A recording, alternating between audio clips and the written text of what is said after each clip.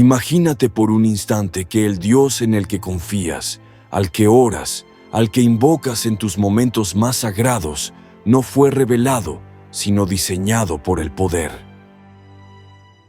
Que no fue una aparición divina la que definió su esencia, sino una asamblea de hombres que, reunidos bajo la sombra del imperio, decidieron qué debía ser creído y qué no. Este evento no fue espiritual, fue político. Fue una jugada estratégica, y lo más impactante es que su resultado sigue moldeando tus creencias sin que jamás lo hayas cuestionado. Muchos crecimos pensando que la imagen de Dios era eterna, inmutable. Pero ¿qué pasa si fue moldeada por intereses ajenos a lo divino? ¿Y si esa imagen fue manipulada?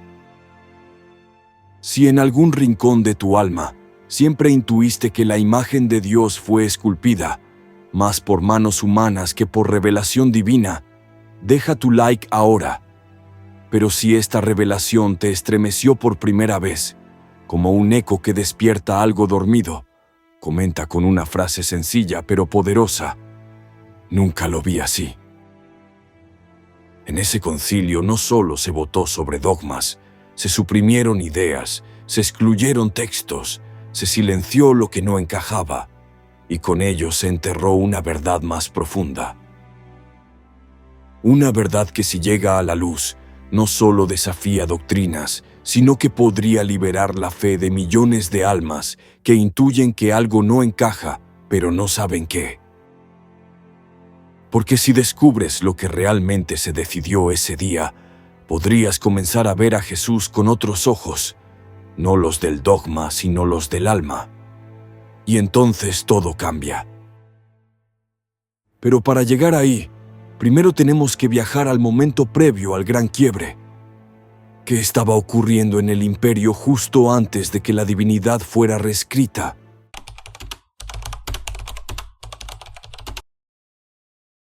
El siglo IV fue testigo de una civilización que comenzaba a resquebrajarse desde dentro. El Imperio Romano, una máquina de conquista, tambaleaba bajo el peso de sus propias contradicciones y fracturas internas. Las guerras por el poder, las invasiones externas y la desconfianza entre regiones debilitaban sus raíces. No era solo una crisis territorial, era una crisis de propósito, de alma, de sentido colectivo. Los viejos dioses ya no inspiraban temor ni esperanza. La espiritualidad tradicional del imperio se volvía vacía ante un pueblo hambriento de consuelo, respuestas y una nueva visión de lo divino. En medio de ese colapso espiritual, una semilla germinaba entre esclavos, soldados, marginados e incluso intelectuales. El cristianismo no era aún una religión oficial, pero crecía como fuego en leña seca. Y no era un fuego homogéneo. El cristianismo de entonces era diverso, vivo, plural. Cada comunidad tenía su propio lenguaje, sus escrituras, sus símbolos y su forma de interpretar a Jesús. Para unos era el Hijo eterno de Dios, para otros un profeta iluminado. Algunos lo veían como un maestro ungido que revelaba un camino interior hacia lo divino, sin necesidad de estructuras.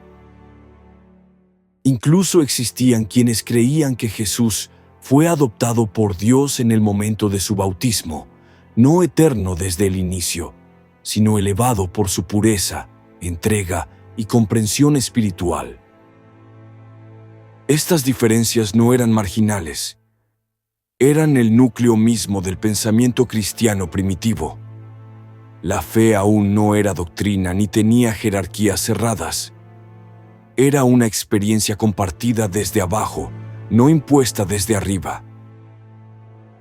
Pero esa libertad, esa multiplicidad, comenzaba a ser percibida como un peligro.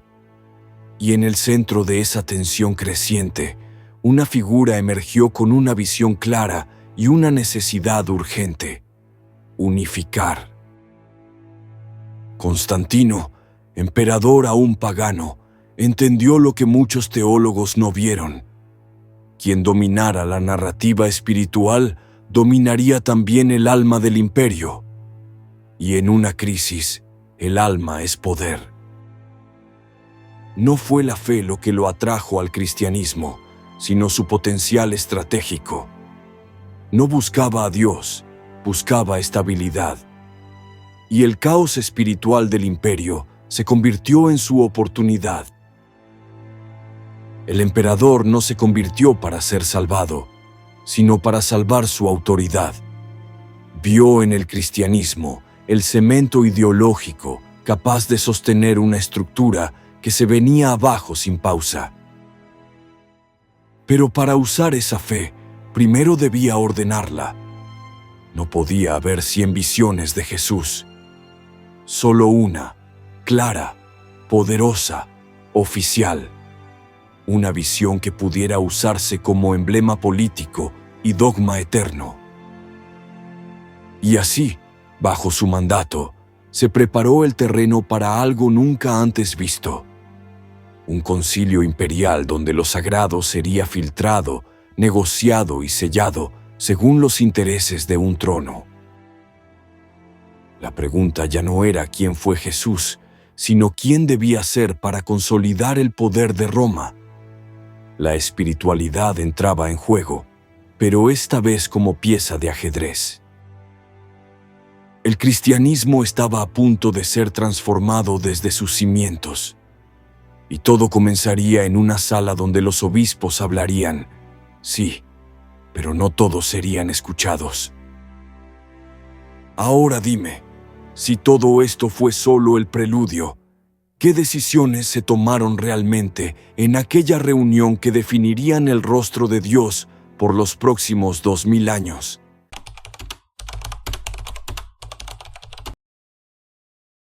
El año 325 después de Cristo marcó algo más que una fecha. Fue el instante en que la espiritualidad se cruzó con la política de forma irrevocable y nada volvió a ser igual. Constantino no buscaba salvación, buscaba estabilidad. El imperio romano temblaba y la fe emergente del cristianismo, aún dividida, le ofrecía una oportunidad única: unificar las almas para salvar su trono. Así nació el Concilio de Nicea.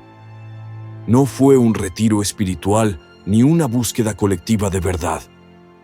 Fue una operación estratégica, y en esa sala se decidió algo que cambiaría siglos. Jesús, hasta entonces interpretado de formas diversas, pasó a tener un nuevo estatus.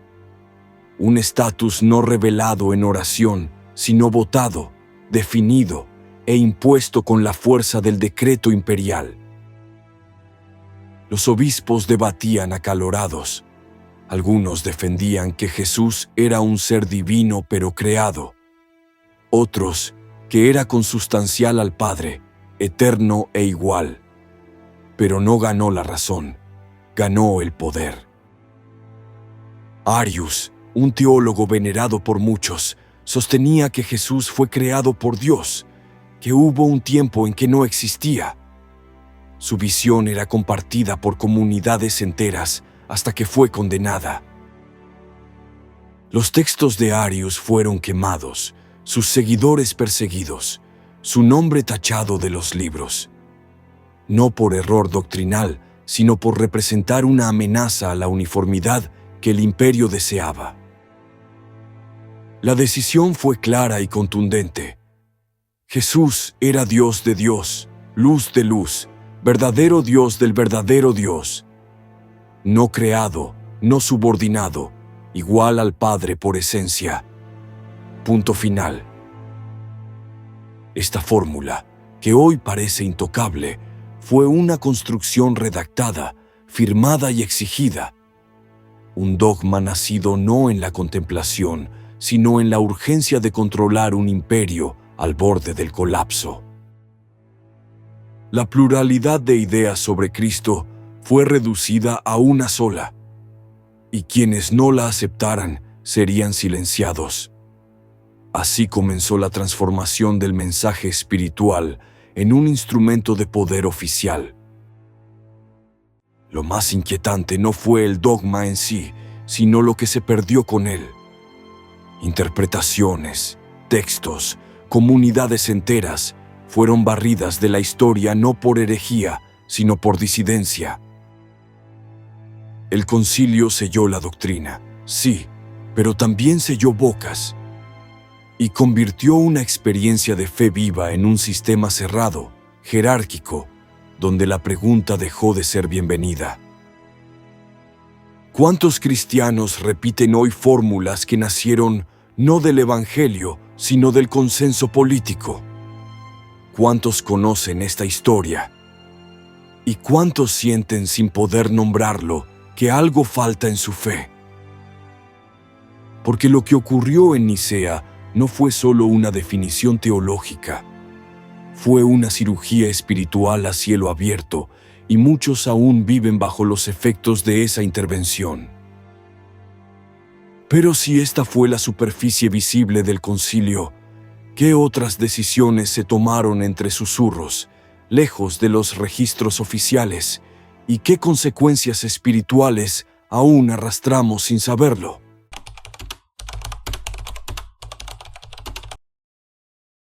Lo que muchos llaman evangelios apócrifos no fueron escritos marginales, sino voces legítimas de comunidades cristianas antiguas que entendían la fe como una experiencia interna, directa, libre de jerarquías impuestas. Textos como el de Tomás hablaban de una luz que ya habitaba en cada alma. Jesús no era mediador institucional, sino un guía hacia el interior, hacia una divinidad íntima. El Evangelio de María Magdalena la presenta como discípula de revelaciones profundas, líder espiritual ignorada. En sus líneas se revela un Cristo que confía la verdad a quien tiene discernimiento. Felipe describe una unión sagrada entre el alma humana y lo divino, y sugiere una relación espiritual entre Jesús y María que incomodó a quienes querían una fe exclusivamente patriarcal. El de Judas no traiciona, sino que obedece un plan secreto, revelado por el propio Maestro. ¿Qué amenaza más directa para una institución que se sostiene en la culpa heredada? Estos escritos no fueron desacreditados por contener errores, sino por no encajar en la estructura que se estaba formando. Eran peligrosos porque ofrecían autonomía espiritual fuera del control eclesial. Un cristianismo sin templos, sin castas, sin necesidad de mediadores humanos. ¿Cómo controlar a una comunidad que cree que la divinidad ya vive en su interior sin necesidad de rituales externos? La censura no fue un accidente, fue estrategia. Cada manuscrito excluido, cada enseñanza silenciada, reforzaba una narrativa única moldeada para consolidar una doctrina centralizada y obediente. Se quemaron códices, se enterraron textos, se condenó todo lo que sugería que el reino de Dios no estaba en los altares, sino en el corazón humano y en su despertar. No se trataba solo de excluir ideas, era una reconfiguración total del mensaje original. Se transformó al Cristo que libera en uno que exige obediencia a estructuras impuestas desde arriba. La pluralidad fue vista como amenaza. Las distintas visiones sobre Jesús eran demasiadas para una iglesia que buscaba uniformidad. En nombre de la unidad, la diversidad fue eliminada del mapa. Los líderes disidentes fueron llamados herejes, sus seguidores perseguidos, sus obras borradas. El silencio se convirtió en virtud, y cuestionar fue igualado a traición, no contra Dios sino contra el poder. Así se consolidó una fe institucional que no solo predicaba, sino que gobernaba. El mensaje dejó de ser camino y se volvió frontera. Lo sagrado, propiedad de una autoridad exclusiva. Pero aunque los manuscritos desaparecieron de los altares, no desaparecieron de la historia. Algunos sobrevivieron escondidos en desiertos, otros fueron preservados por monjes que desobedecieron en secreto a los concilios. Nag Hammadi, Egipto, 1945. Un descubrimiento arqueológico destapa una biblioteca de textos olvidados. Allí las palabras antiguas que la historia quiso borrar empezaron a hablar otra vez y ya no se callarían. Y si sobrevivieron tanto tiempo ocultos, ¿no será porque había algo tan poderoso en ellos que el sistema temió? ¿Qué hay en estas palabras que sigue despertando conciencias hasta hoy? Pero si todo esto fue eliminado, borrado, silenciado durante siglos, ¿por qué aún hoy estas enseñanzas vuelven a resonar en los corazones? ¿Qué fuerza secreta sigue viva bajo las cenizas del pasado?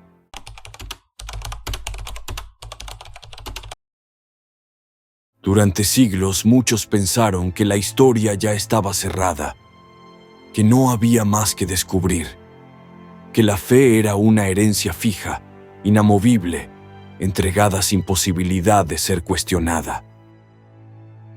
Pero algo cambió en 1945, cuando en una cueva de Egipto, unos campesinos encontraron antiguos manuscritos sellados por el tiempo. Allí, ocultos en vasijas, descansaban evangelios jamás incluidos en la Biblia. El hallazgo de Nag Hammadi no solo desafió la historia oficial, sino que abrió una grieta en la versión impuesta por siglos. Textos que hablan de un Jesús profundamente humano y espiritualmente cercano. No había grandes milagros, no había estructuras jerárquicas. Solo mensajes de luz interior, de autoconocimiento, de unión directa con lo divino. Sin intermediarios, sin templos, sin miedo como mecanismo de control. Estas escrituras fueron leídas en silencio por comunidades enteras lejos del ojo del poder religioso. Sus palabras hablaban de libertad espiritual, no de obediencia institucional. De experiencia interior, no de sumisión colectiva. Para muchos esta revelación fue un choque, porque demostraba que lo que se enseñó como absoluto no era la única versión. Existían otras voces, otras miradas, otras formas de entender a Jesús. Y cada vez más personas comenzaron a despertar, a sentir que aquello que alguna vez sospecharon tenía fundamento, que su incomodidad no era rebeldía, era intuición, una intuición que pedía claridad. Ya no bastaba con repetir lo aprendido, ya no alcanzaba con memorizar dogmas. La fe debía sentirse viva, latente, transformadora. Y eso no se logra repitiendo fórmulas vacías, se logra despertando. Porque la verdadera espiritualidad no impone castigos ni condiciona el amor divino. La auténtica enseñanza de Jesús se dirigía al corazón humano, no al trono del imperio. Y eso lo sabían. Por eso la pregunta ya no es si existen otras versiones de la fe, sino por qué fueron borradas. ¿A quién beneficiaba que la verdad se contara a medias? ¿Qué temían perder? Hoy, con acceso libre a esos manuscritos, con tecnología que nos conecta a las fuentes, miles inician un camino nuevo. Un camino donde la fe deja de ser miedo y se vuelve conciencia. Una conciencia que no necesita sacerdotes para hablar con Dios. Una fe que se construye desde dentro, donde el templo es el cuerpo, donde el alma es el altar, donde Jesús es guía, no símbolo. La diferencia entre religión y espiritualidad se vuelve clara. Una doméstica, la otra libera. Una manda, la otra inspira. Una necesita poder, la otra solo busca verdad. ¿Y tú cuál eliges seguir? Porque cuando la verdad emerge, la estructura tiembla. Cuando lo olvidado resucita, lo oficial se incomoda. Y cuando alguien despierta, nada puede volver a dormirlo. Porque la luz, una vez vista, ya no se apaga. Y si todo esto vuelve a surgir, justo ahora en este tiempo, en esta generación, ¿no será que hay algo en ti que también está despertando, algo que jamás volverá a dormirse? ¿Y si lo que estás sintiendo es solo el primer eco de una revelación mayor, que está a punto de quebrar todo lo que creías saber?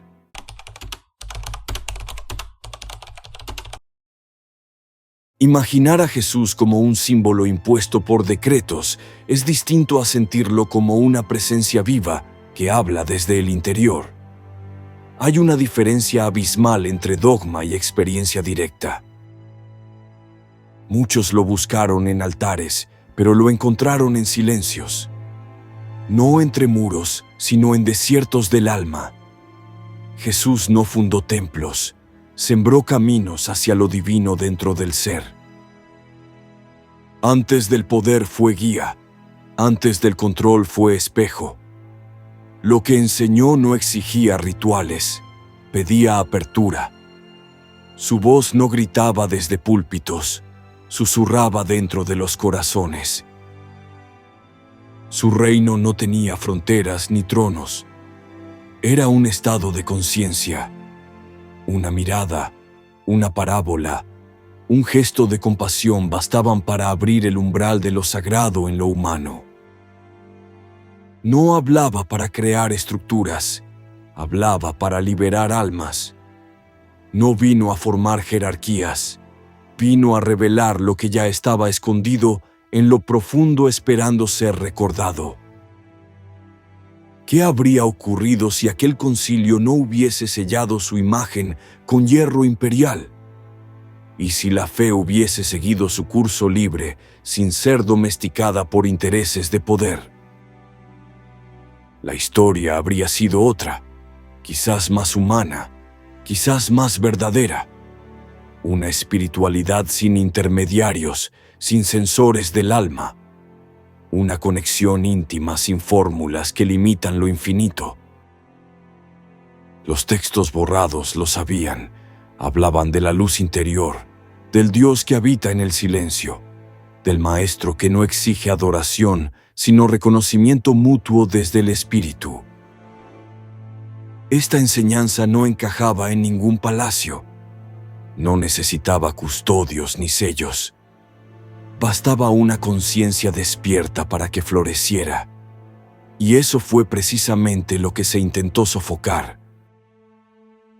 Porque quien encuentra esa luz deja de necesitar cadenas, y para los que buscaban dominio, eso era peligroso. La libertad interior siempre ha sido el mayor enemigo del poder externo. Entonces se eligió otro camino, uno que asegurara obediencia, que construyera estructuras resistentes al cambio. Pero al hacerlo, se sacrificó algo esencial, la pureza transformadora del mensaje original. Jesús no buscaba fundar un sistema, enseñaba a mirar hacia adentro. Cada uno, templo vivo, cada gesto, oración, cada verdad, revelación que no necesita traducción desde una cátedra. Su voz aún vive en esos textos rechazados, evangelios que no describen milagros espectaculares, sino revelaciones sutiles, secretos que no buscan impresionar, sino encender una llama. Y si esa llama ha llegado hasta ti, es porque aún arde bajo las ruinas del olvido.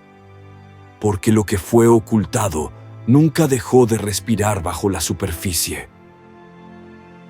Y ahora que lo sabes, debes preguntarte, ¿qué versión de Jesús has seguido? ¿La que fue canonizada por decreto o la que aún vive en lo íntimo esperando ser redescubierta? Si todo lo que hemos explorado hasta aquí ha removido algo en ti, ¿estás realmente preparado para lo que fue borrado, silenciado y olvidado a propósito por siglos?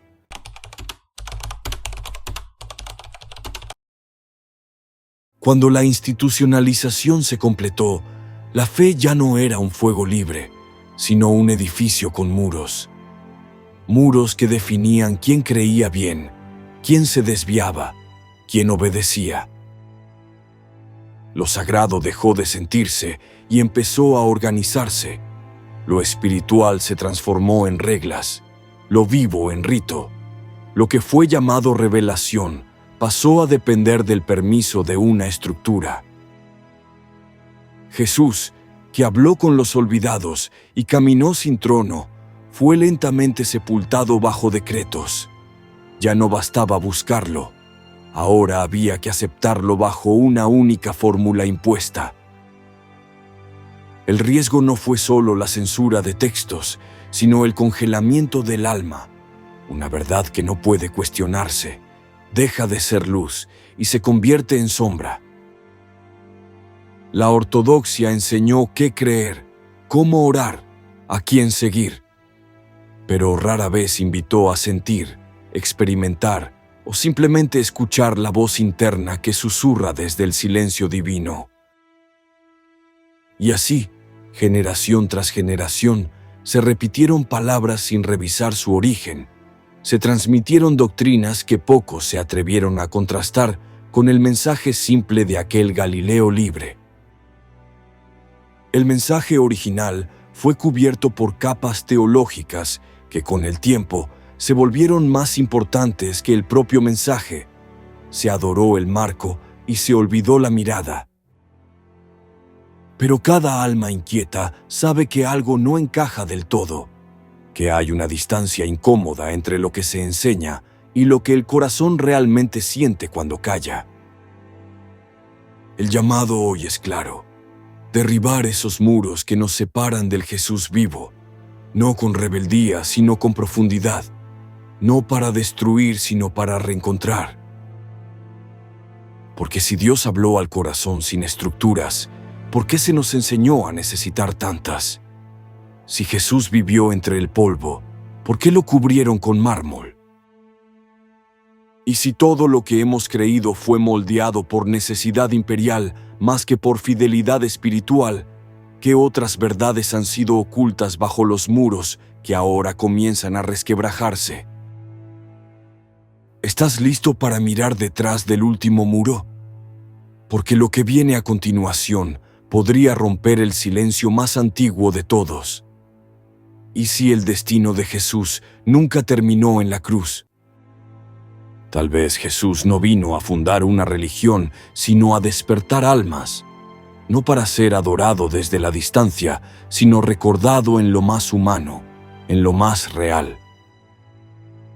Cada paso suyo entre los marginados, cada mirada sin juicio, fue un llamado a vivir desde la autenticidad, no para repetir frases, sino para encarnar una verdad que transforma.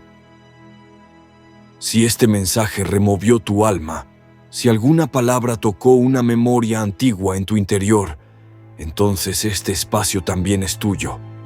Aquí nadie impone, aquí todos buscamos. En Código Espectral no seguimos una agenda, seguimos la sed de verdad. Si sientes lo mismo, suscríbete ahora y activa la campanita. La próxima revelación ya está en camino. Este simple gesto puede cambiar el rumbo del mensaje. Un like ayuda a que este video llegue a quienes necesitan despertar. Es una chispa que se propaga más allá de ti. Déjanos en los comentarios cuándo empezó tu búsqueda. Escribe con el corazón. Cada palabra tuya puede ser el reflejo que alguien más necesita para dar el primer paso. Compartir no es solo difusión, es un acto de fe, una manera de romper el silencio que por siglos ocultó lo esencial. Gracias por ser parte de este despertar colectivo. Nos reencontraremos muy pronto, porque lo que viene sigue rompiendo esquemas, abriendo grietas, iluminando zonas olvidadas. Gracias por caminar con nosotros. Hasta el próximo episodio en Código Espectral.